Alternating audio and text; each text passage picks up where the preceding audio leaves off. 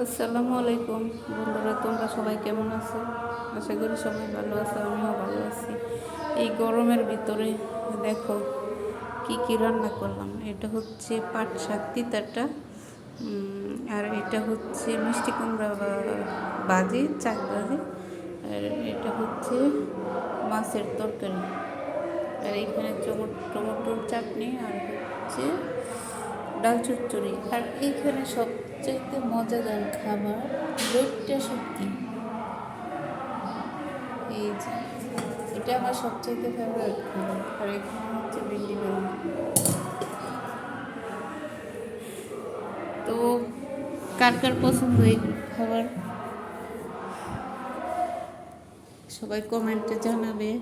আর যদি ভালো লাগে আমাদের এখান থেকে ঘুরে যেও।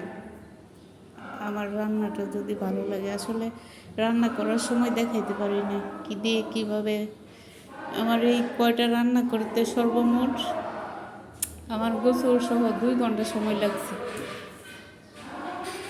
একলা একলা কাটা ধোয়া ওই 1 ঘন্টা 40 মিনিট এরকম লাগছে। তো কার কার ভালো লাগে সবাই কমেন্ট করে জানাবে। এই যে আমার ফেভারিট শুটকি বোনা, দুইটা শুটকি বোনা। আর এইখানে রুটি বানিয়ে রাখছি 4-5 দিনের। কেননা আমার এখানে সকালে গ্যাস থাকে না, আর আজকে বাসায় আসি সেই জন্য রান্না করে রাখলাম। ওই 2-3 দিন খাইতে পারবো। আর গরমের দিনে তো ভালো লাগে না রান্না করে খাইতে।